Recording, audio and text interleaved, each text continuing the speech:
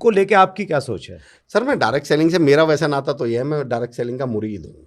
अच्छा। मैं direct selling को दीवाना हूँ, मैं डायरेक्ट सेलिंग को प्यार करने वाला हूँ।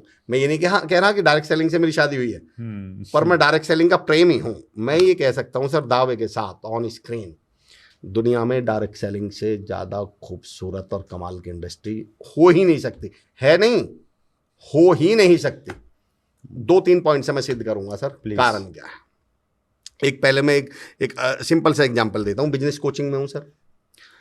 आप अगर बिजनेस मॉडल को समझने की कोशिश करें, पिछले 10 साल में जो सबसे बड़ा बिजनेस मॉडल डेवलप हुआ है, आज से 15-20 साल पहले सर मॉल्स हुआ करते थे, बड़ी बड़ी शॉप्स हुआ करती थी, बड़ी बड़ी दुकानें हुआ करती थी जी।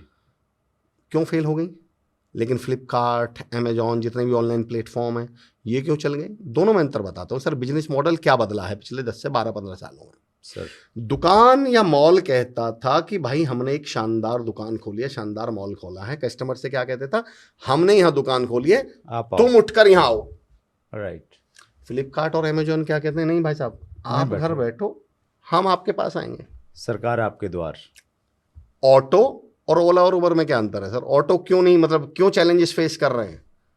ऑटो वाला ये कहता है कि तुम अपने घर से 300 मीटर दूर अपने 2.5 साल के बच्चे को गोद में लटका के, एक सूटकेस हाथ में लेके, वाइफ साथ में चल रही है, तुम गर्मी में 42 डिग्री टेम्परेचर में, तुम 300 मीटर दूर आओ मेरे पास। और ओला और उबर क्या कहती है सर?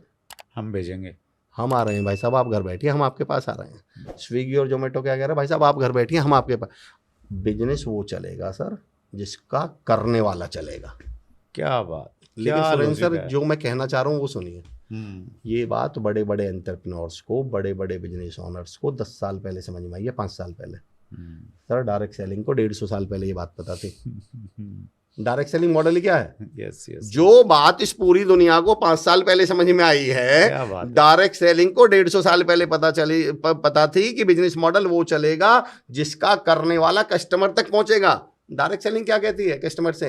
भाई प्लान प्रेजेंटेशन देने हम तुम्हारे पास आएंगे, प्रोडक्ट देने हम तुम्हारे पास आएंगे, काउंसलिंग के लिए हम तुम्हारे पास आएंगे।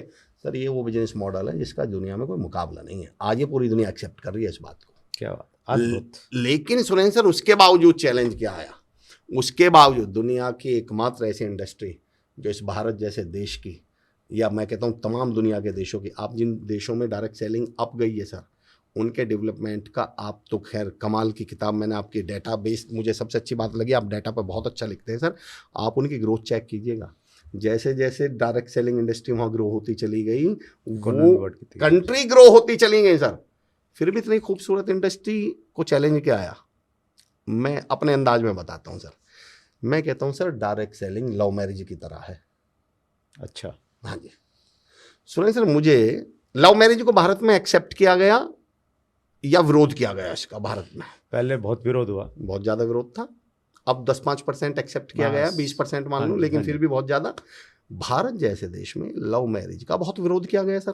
इवन इस लेवल पे विरोध किया गया कि पिताओं ने ये कह दिया कि मेरी लाश पे से होके गुजरना पड़ेगा, नहीं लव मैरिज तो नहीं करने देंगे।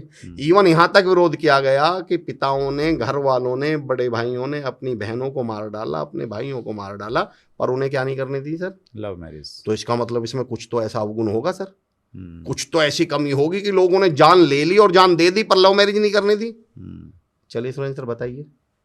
सर मैं ओपन चैलेंज देता हूं, कमेंट बॉक्स में भी चैलेंज दे रहा हूं, मैं ओपन चैलेंज दे रहा हूं कि कोई मुझे डायरेक्ट सेलिंग की एक कमी बता दो, डायरेक्ट सेलिंग की एक कमी बता दीजिए, मैं ट्रेनिंग देना छोड़ दूं। बल्कि मैं सही बताऊं सर, लव मैरिज एक ऐसा सिस्टम था जो इस देश के 90% समस्याओं को हल कर सकता था। जात पात खत्म कर सकती थी लव मैरिज या नहीं? यस। धर्म की लड़ाई खत्म कर सकती थी या नहीं? सबसे बड़ी बात बताता हूं सर, वो पिता जो शादी के बाद अगले 20 साल तक कर्ज उतारने में अपनी हड्डियां खपा देते हैं, खेत बेचने पड़ जाते हैं दहेज देने के लिए, लोगों से दुनिया से उधार लेना पड़ता है, घर के सोने गिरवी रखने पड़ जाते हैं, और फिर अगले 20 साल तक वो परिवार की रीढ़ की हड्डी कभी दोबारा वापस नहीं हो सकती। इतनी खूबसूरत चीज का देश में विरोध किया गया है। और खासतौर से, अच्छा एक बात और बताइए सर, विरोध ज्यादा किसने किया? मिडिल क्लास ने या पैसे वालों ने? मिडिल क्लास ने ज्यादा किया, आम आदमी ने, मिडिल क्लास ने, जिसकी तकदीर बदल सकती थी लव मैरिज।